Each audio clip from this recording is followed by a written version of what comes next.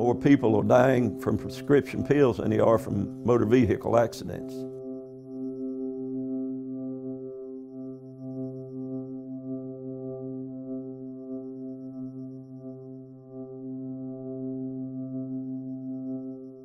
These are people, these are real people, and they're dying out because nobody seems to care anymore. You know, and it's not right. It's like we've been raped here in this county of any enjoyment of life.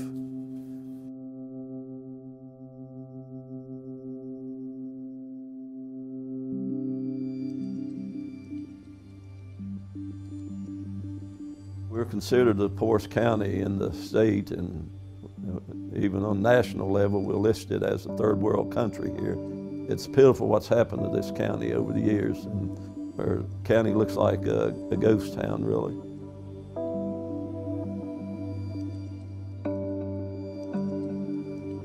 We're the first county in West Virginia to sue 3 companies that they were sending all these pills out to the depressed areas and things.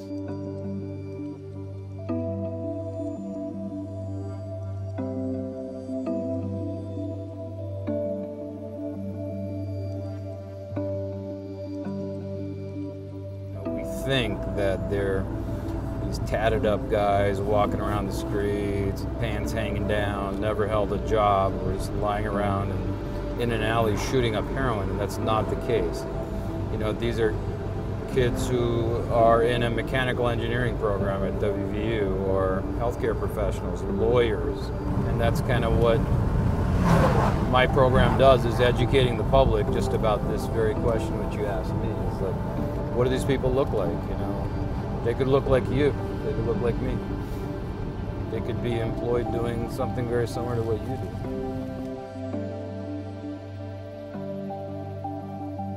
You know, we see cases where millions of pills are shipped into one tiny little pharmacy in a tiny little town with a population of 300 people. Yeah. Should alarms be going off somewhere? Absolutely. Probably 9 out of 10 cases that we're involved with is drug related. And I see people that I grew up with, I see people that I went to school with, and see neighbors, you know, and these are good people through surgeries, and they've got addicted to drugs, and it's taken over their life. And because drugs are so easily available on the streets and down through the pharmaceutical companies flooding West Virginia and flooding our county here of McDowell, and then people just turn to drugs. You are in the Gary area. This area is known as the Gary Bottom. This used to be the richest, largest coal mining operation in the world. There are pill houses all around here. I've been there, so I know how it feels to want that next fix, that next high, that next feeling of trying to feel normal. Leslie was standing on the street corner every day, begging for money. Every day. That was her job. You would come down the street and you would see her chasing cars. Give me a quarter. There's no jobs, there's no hope. And see, when you live in a world with no hope, you'll do anything to try to bring hope into your life. And I think they have used drugs as a formal way of coping with what used to be. I no longer wanted to feel. I didn't want to feel the pain, the mental issues that I was going through. It seemed to cover it up, to take it away, that I didn't have to think about it. And all too many times have we sold them to pay electric bills, to get food, to do things that we needed to do. They were there, why sit and be hungry? And it just doesn't take from the poor side of walk of life. It takes from all of us. I practiced emergency medicine here at Grant Memorial Hospital for many years. Saved a lot of lives. The only kind of passion that I had was I liked racing. I liked cars, fast cars, and this one time that it was pouring rain and 160 miles an hour, lost control of the car and went straight into the guardrail, this metal guardrail, just demolished the car. The very next day, I had to be kind of back at work in the ER, and I tried to call, hey, can you cover me? No one's covering me, and I'm in tremendous pain. So I took hydrocodone out of the sample closet, and I remember immediately feeling just not only was my pain gone, but I felt like energy, I felt euphoria, and you know, the next day I took more because I still had back pain. The samples that were available there, I consumed them all. And then I started writing prescriptions. I wrote them in different individuals' names. And this may have been a period of 3.5 years. Basically, the DEA started doing an investigation, and they looked and they saw this pattern of him writing these prescriptions in different names, the same names again and again and again. My sentence was 48 months, and I served like 2.5 years, a little more than 2.5 years.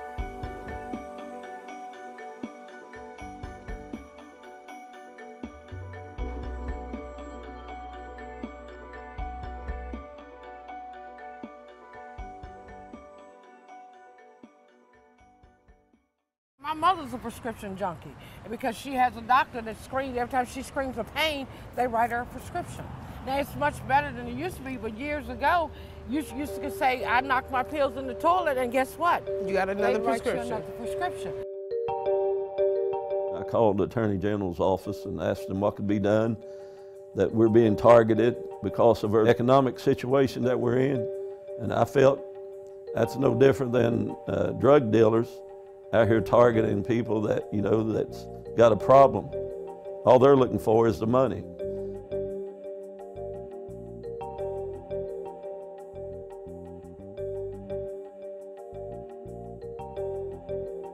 What is the topic that you want to tell us about? What I wanted to talk about today, Steve, is prescription drug diversion in hospice. So what changed for me, number one, was in prison I received research. I had my son, my wife, my family, my friends send me anything on drug diversion, anything on doctor shopping. So that really intrigued me, like, why don't I know this? You know, why can I not get a medical expert to come in here and talk to me about this? Because there is no one. And I wanted to be that medical expert, and so that I took that on as my life's mission. The economics is what drives this.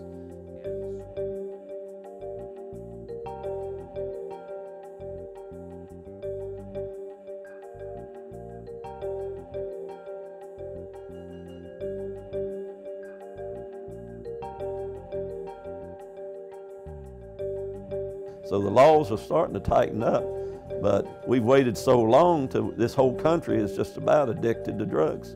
And now we're trying to find answers for it, and you know, it's not going to come as long as it took to get it established. It's going to take that long to get it de-escalated now, the problems that we're facing.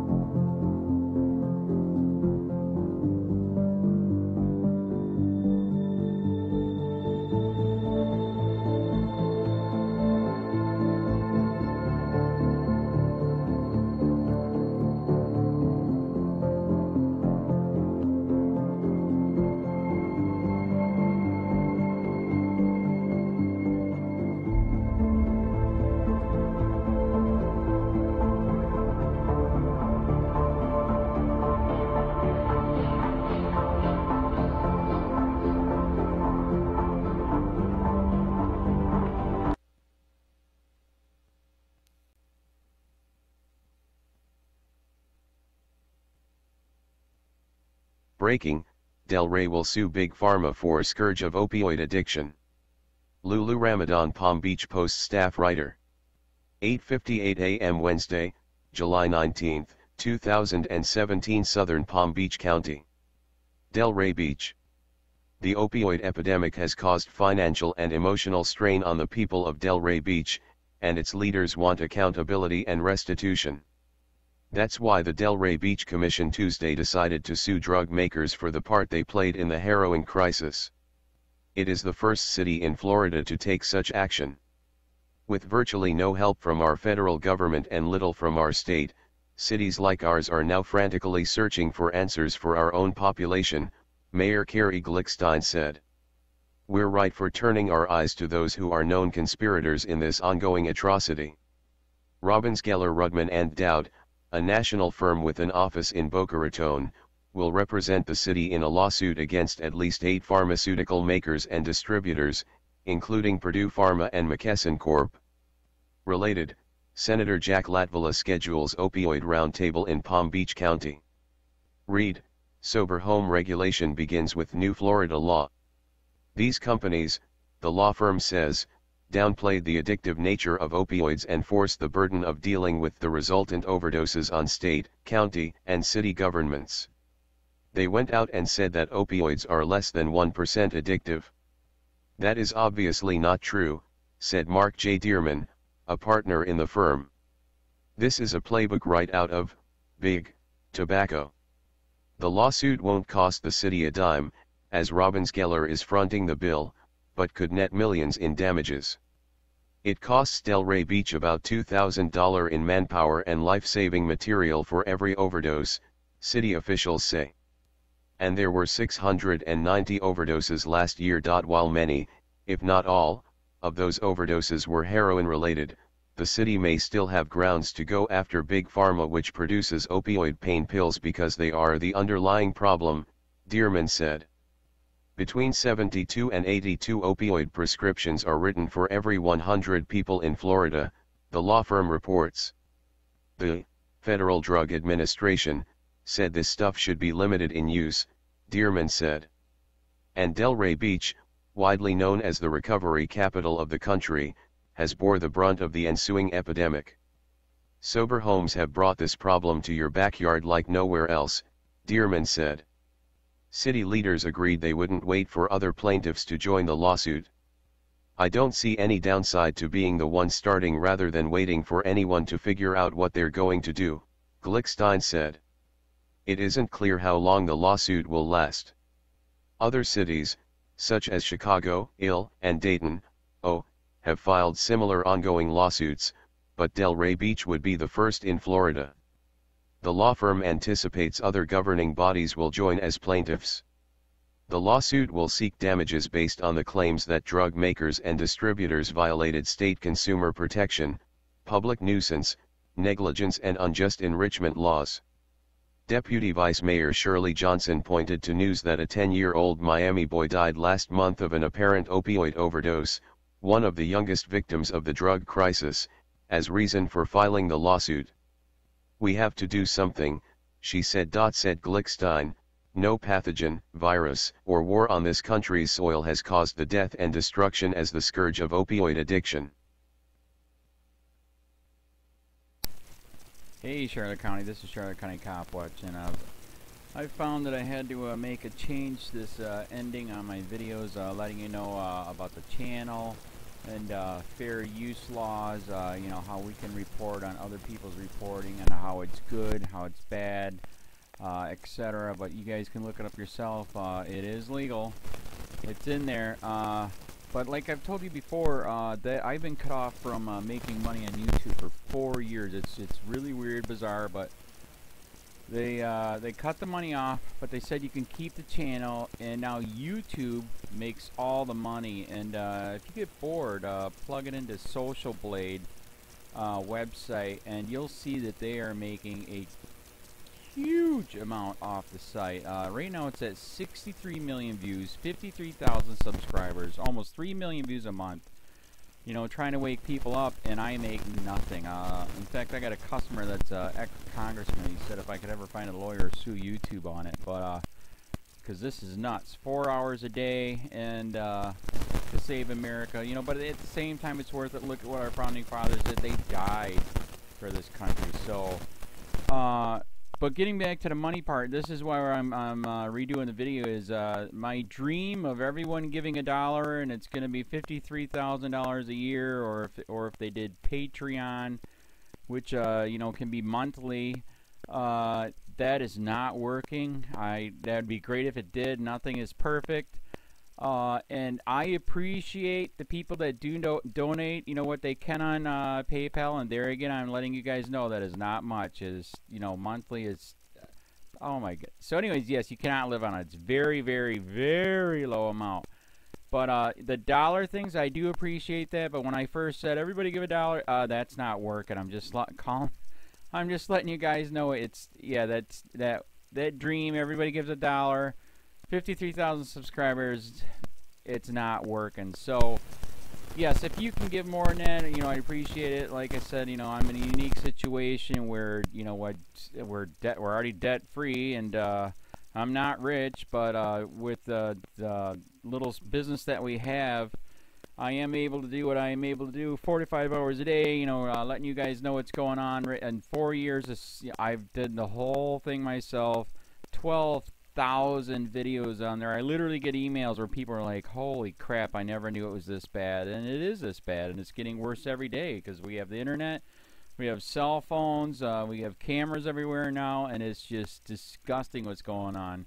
And then, as you guys know too, we got Trump, we got Jeff Sessions doing a war on drugs, and now he wants to go after the forfeiture laws again. It's just unfreaking real. So if you can give more than that dream of everybody giving $1, that old video, that's not working.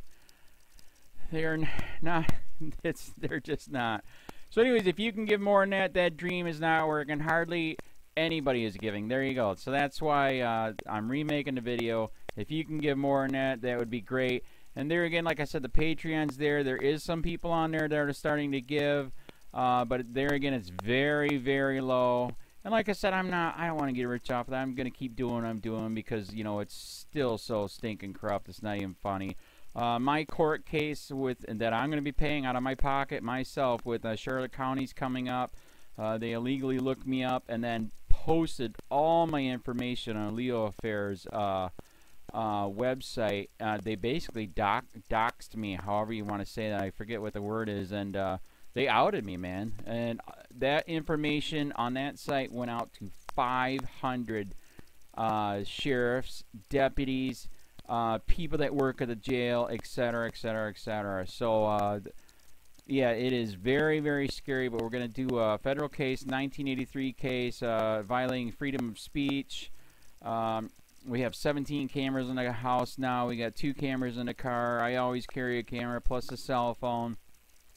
A lot of people are highly recommending I get a vest now. If I could, if the wife would let me, I would run for sheriff. We are trying to push the thing nationwide right now. Where just to mix it up and to get the topics out there is register to run for sheriff, NPA, no party affiliation, as a write-in, and that is completely free, and you can participate in the elections. And there's a lot of stuff. We got a guy, James McLinnis in Pinellas County, Tampa, who almost won. He experienced the corruption himself. The story is unbelievable. Look him up. It's mind-blowing what they did. It pissed him off. He is very, very smart. He has way more money than I did. He ran for sheriff at the last 3 months last year in 2016 and almost won. He got all of the black vote.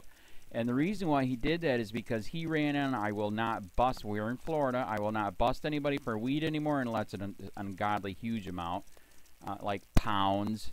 And then he also ran in, no more victimless crimes, no more of this freaking road pirate bull crap. And then he was going to cut the budget by 30%. And when you think about that, you can. If you stop the road pirates, you can get rid of a bunch of people. Gone. So, the wife has been saying, yes, I can, yes, I can't. So I don't know. We're trying to find somebody that can do it because I am busy doing this anyways. But, so I'm making a video, like I said, that $1 a month from everybody, you know, for 53,000 subscribers, that is not working. I'm just letting you guys know. Absolutely give way more than $1 a month. If you can, I appreciate anything. By the way, remember too, when you give that, PayPal takes like freaking 15 to 20%, so it's even worse than that. But, and there again, like I'm letting you guys know, it's way, what I get is very, very low. Appreciate it, but it is very, very low. Can't live on it. I'm just, you know, I'm working, and that's what I'm working on. And that court case is going to cost a buttload of money. That's federal court. Just the filing fees and the depositions that we're going to be doing with this corrupt cop. So there's another reason to give. We are going to be doing a deposition with this very corrupt. He was in a drug squad. He is a bad guy. He's on steroids. We heard steroids are rampant here. That's why their attitude is so bad. And we are going to get him on video, and it will be on YouTube. So that case alone is $5,000 just to bring it to court, and that's my money out of my pocket. So there's another reason to give, and give way more than $1 if you can. So keep that in mind. This is the new video, and I see, God, I talk a lot. It's already 7 minutes, but had to make it just to let you know that $1 a month from everybody is not working. They're not doing it. So if you can give more than that, please. So thanks. Keep it up. Share, like, subscribe, tell your friends, send me your videos on corruption, and I'll post it.